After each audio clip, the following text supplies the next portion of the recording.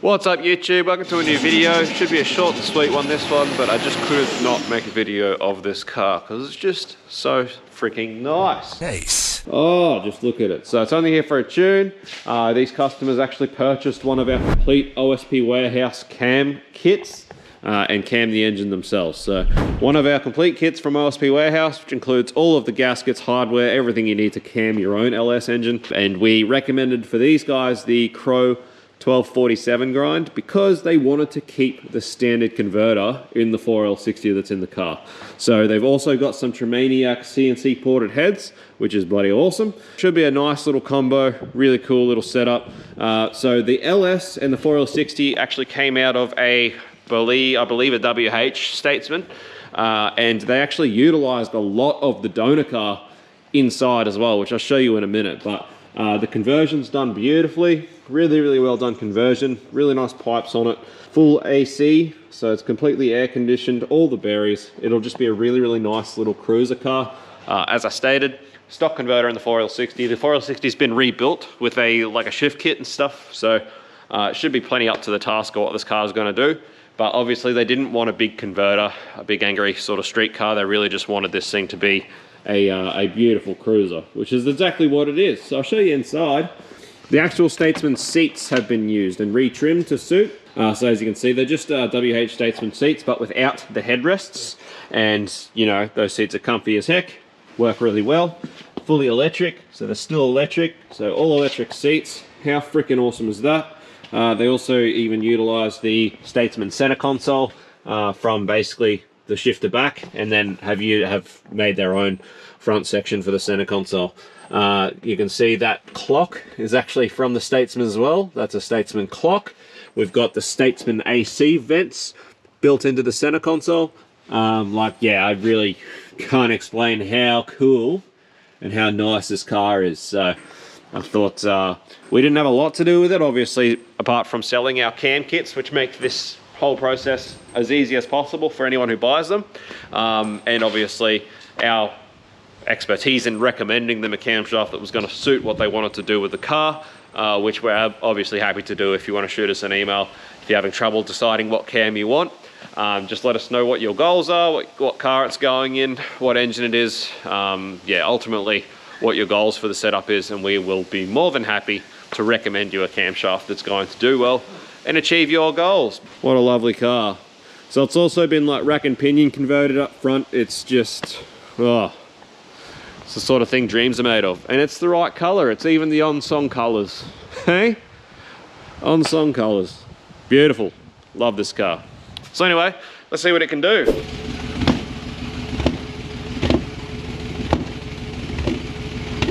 Righto guys, this is a new one. So literally just running, idling, started popping, making a real weird noise. And literally just after sitting there idling, the old cat converter's just doing a big glowing red on this side. So really strange.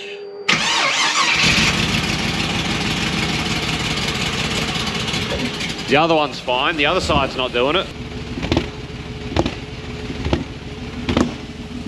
Really weird. It's not fucking up. Just wanted to show you how good that dash looks with the key on. But yeah, this is really strange. We've never experienced this before, so it's really strange, really weird. Gonna have to do some investigating. Try and figure out what's doing it. This is a pretty good example of basically the life of a tuner. Everyone thinks, oh, being a tuner would be so sick, you know. You get paid X amount for a tune, you could pretty much smack out 2 tunes a day, and this is a pretty good example of no matter what the level of car is, no matter what standard it's built to, there's always problems. There's always something. It's very rare that you ever have a car that goes straight on the dyno and can just get tuned without having to be touched. And this is a great example of it doesn't matter what standard the car's built to, how well done it is, there's this just generally always something that needs attention, needs fixing, needs looking at. It almost never goes the way it's supposed to. But that's part of the job. It's just the part of the job that most people don't think about when they romanticize the idea of being a tuner.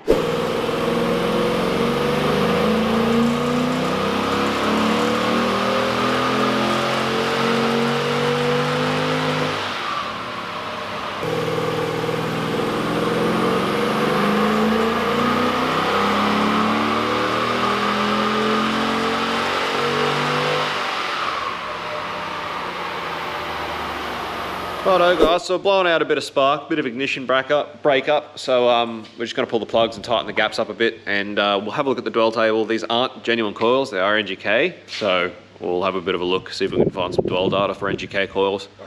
You can't find any dwell data? No, we can just try a little bit more dwell and see how they go. If we're still getting the breakup after we close the plug gap up, but hopefully a little bit of a closer plug gap and we'll be all right. So far we're about 337 or something on that run. So hopefully we'll go about 350, which is about right for this little cam. It's about what we'd expect, somewhere around that 350, between 350 and 360, without knowing what the final static compression numbers were of the combo and everything else. I think that's pretty good for this cam. So, all right guys, so we've been playing around with the Chev for a couple of days now. Not a couple of days, but Rex was away yesterday. But it's been on the dyno for a little while. Been chasing this issue, and through power of elimination and our fault finding process, we have learnt that there is an issue with the subloom on this coil rail. So we've tried different coils, and the only thing that's common with this issue that keeps coming in, keeps being there, which is the ignition breakup, and what sounds almost like a pre-ignition detonation sort of thing, something not too great, but it is coming down and back to this subloom on this coil rail. So at least we sorted that out. You would have heard it in the runs. Unfortunately, that last clean run that Rex just did with everything fixed, I didn't film it. But we are having issue with it now throwing belts too. So hopefully now that we've sorted this issue, we'll get this belt back on, and hopefully just do maybe 1 or 2 more runs and we should be all sweet after that, hopefully. But we've got a 357 when it's all happy and healthy, which is much more like we expected with this cam and the setup, these CNC heads. So 350, 357, so pretty close to 360. That's a pretty good number. We're happy with that. We've still got a bit of timing to throw at it, but we don't think it's going to do much more than that. But yeah, that should be a nice big old cruiser at that sort of power. Should be a real fun thing to drive.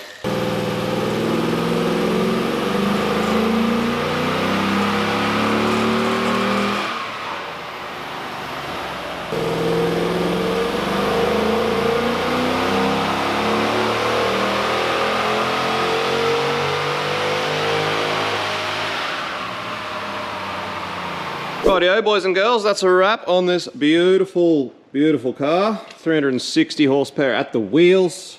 Not a bad result from this very nice little streetable cam with a stock converter. Should be a really nice little streetable car, nice little cruiser. And the 9-inch rear end. So 9 inches are quite taxing. You know, through a Commodore rear end, that'd probably be at least another 10 to 20 horsepower. So quite a good little combo with this little cam. It is a nice little cam. It's not the first time we've used it. We've used it quite a few combos where we were chasing, you know, factory-like drivable Manitus, aspirated LS 4-wheel drives and things like that, where we just wanted them to be nice and mild, but still make a bit of pepper. And as you can see, it creates a really nice, even torque curve and great results. So very happy with this thing. So all of the issues this thing had, that weird glowing cat, the misfire, what sounded like ping, the breaking up under load, the ignition breakup, was all due to whatever the hell is wrong with that ignition subloom for that one rail. So yeah, funny, tiny little problems can cause so much headache. But anyway, we got it sorted, we got to the bottom of it. Happy days, it's all sorted. So also to anyone who was wondering or is curious, no, we do not drop ship our cam kits. Our cam kits are all kept in stock. Sometimes you may order a cam that we don't have. We do like to keep a couple of the most common cams that we like to recommend for the most common combos of engines and heads, but obviously we don't keep every single grind in stock because that would be a freaking lot of cams that a lot of them aren't very popular. So apart from that, everything else is kept in stock. It's all in here ready to go. It's not drop shipped. It is here. I pack them personally. I send them out myself. You know, it's not just drop shipped and anything like that. So just for anyone that was wondering, everything's in stock here as much as possible. Worst case, we might have to order in your cam grind or have your cam ground, which can be, you know, 5 days, but apart from that, everything's here. Just gonna quickly tack this on to the end of this video rather than make another whole video of this car for just literally a quick dyno run, because in the same vein, this car was built by another one of our industry friends, Jake. He owns Elite Diesel Performance down in, between Brisbane and Gold Coast. He's been a huge help with us, showing us the ropes and furthering our development in diesel tuning, and in return, likewise, we have been helping a lot with the petrol side of things so that he can get into a bit more petrol stuff. But for the customer that he built this ute for, he just wanted to bring it here for us to tune. It's one of those things, he just is that busy, didn't want to try and fuck around with it. He just thought he'd just bring it here, let us just tune it. But he purchased one of our cam kits, another one of our complete cam kits to do the whole cam process himself. And obviously the boys down there at Elite Diesel Performance put it all together and put it in the car, and it's all happy days. And it's just here for a quick tune, so I just thought I'd tack this onto this video. I'll just get you a quick dyno clip. For all intents and purposes, it should be nice and fast and quick. Obviously those boys down there know what they're doing, so I don't expect to have any issues with it. Should just be a fairly straightforward tune. It is a manual car, and yeah, happy days. We'll just do a quick tack on to the end of this. So I suppose just quickly, it is a VS ute. Like I said, it's a manual. I believe that with the kit, I sold him the 1249 Pro Cam. I believe that was the grind that we ended up going with, because they were talking about going boost in future. And it is a really nice little cam for a manual car to be still quite streetable, moderately aggressive, with really nice choppy idle. This thing sounds awesome and pretty suitable for boost later on down the track. We've actually done other cars boosted with this cam as well that have responded really well. So yeah, happy days. It was a complete level 2 kit with the ARP hardware. If you just go have a look on the website, there are 2 levels to the kit. One's a little bit more budget orientated, comes with new GM hardware. The other one's a bit more up spec, comes with ARP hardware for if you are in future looking to spray or boost or whatever you might want to be doing to your LS in future. But we sold them the complete level 2 kit because, like I said, they were talking about boost in future, so we've got all ARP hardware. Yeah, really, really nice. Nice. Unsure exactly what the heads are, as the casting numbers have been ground off, so not sure what the heads are, but as long as they're sort of 241s at least with this 1249 in a manual car. They're 853s. Oh, they are 853s, that's right. Oh, actually I remember this now. Sorry, my bad guys. They are 853s, so 853s with this camera in this car. I'm pretty much expecting this thing to go about 360 at the wheels. That's what I'm expecting. So let's see.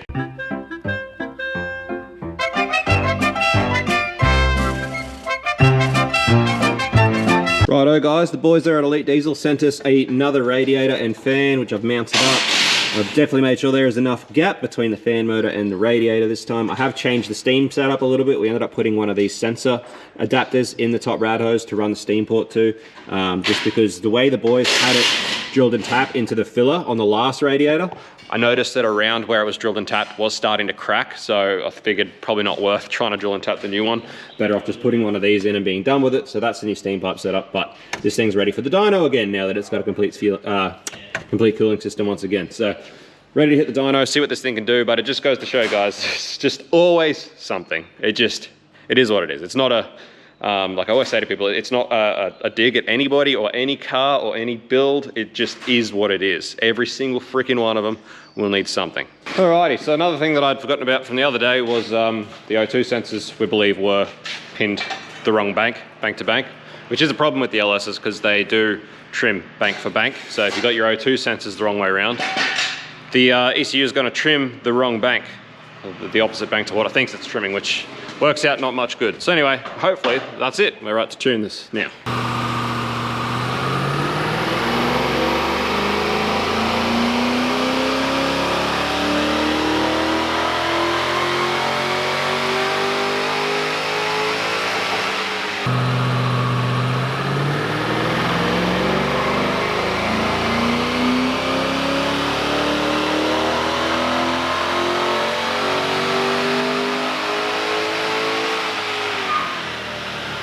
Righto guys, so I just got here this morning and realised I forgot to sign this video off or even show the freaking...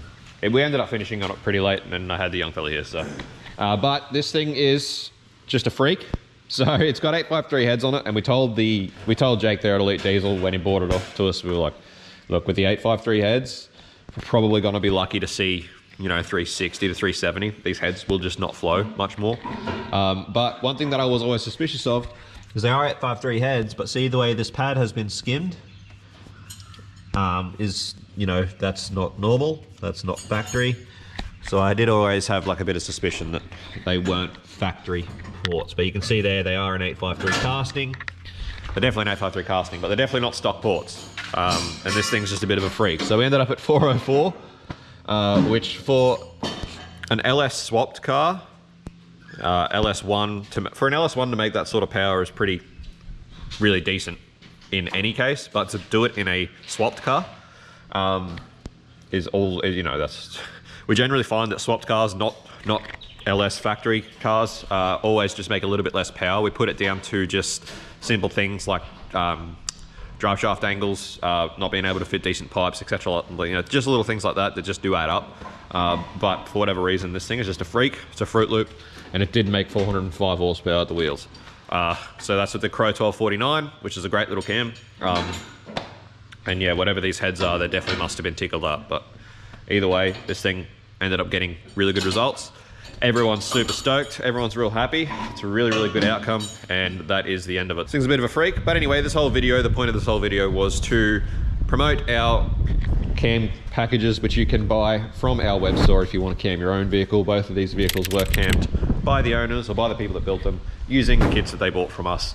And it's really, really not, you know, it's quite simple for someone who enjoys tinkering and is fairly mechanical minded. These engines are really nice to work with. So if you're looking at doing something like this, jump on our web store and go check out some of our kits. But you know, if you would like for us to do your cam package, that is also, you know, fine as well. If you'd like us to do that, get in contact, get a quote. We're happy to do cam packages as well. We love them. So anyway, that's it. Thanks for watching. As always, guys, I'll drop a link for the web store down in the description. Go and check it out. Cheers. Peace out. See you. Bye.